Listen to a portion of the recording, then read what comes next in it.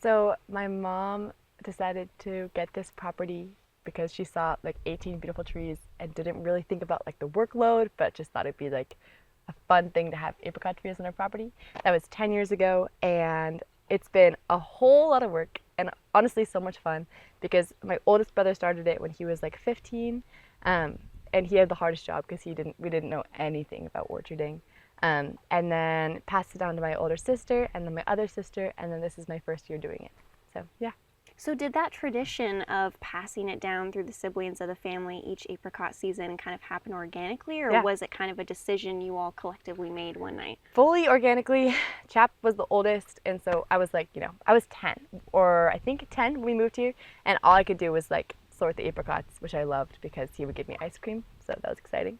And then he went to college, and so he couldn't be here for spraying and like pruning and thinning.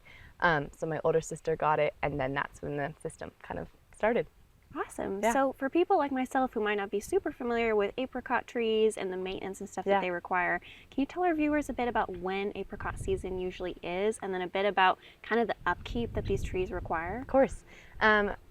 Usually the season starts around July 4th. It's from about, give or take a few, July 4th to the 25th. It's like a few bits of like jobs to do of like spraying, which is putting like all organic sprays for bugs and like diseases, and then thinning, which is where, or I guess then pruning, which is where we cut some of the branches off to make the tree healthier. Then thinning, which is where you take almost like half the crop off of the apricots so that others are healthier. And then in July, that's picking season. All right, and so for that picking season, I understand that you pick a bunch to sell on their own as just organic apricots, but you also make jam out of others.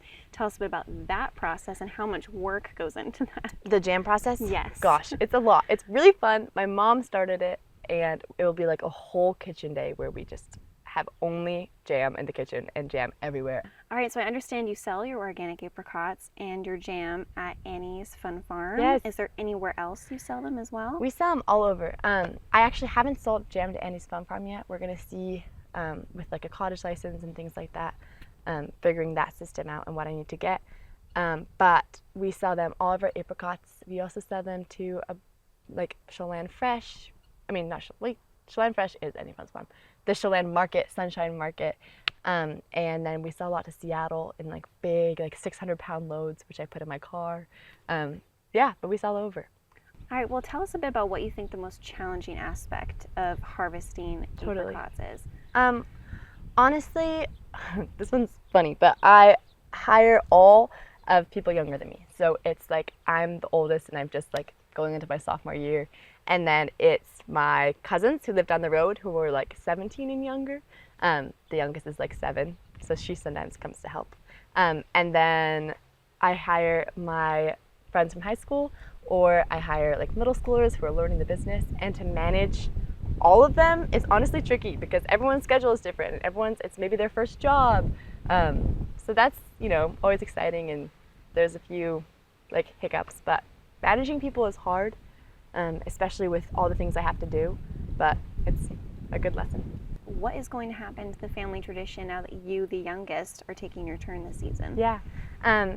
I think I'm going to hand it off to my oldest younger cousin, Clara Shattuck, who's helping me right now. She lives 2 minutes down the road, and she's kind of my co-partner at the moment, along with my best friend. And so I'm kind of teaching her the way, and hopefully I'll pass it down to her next season.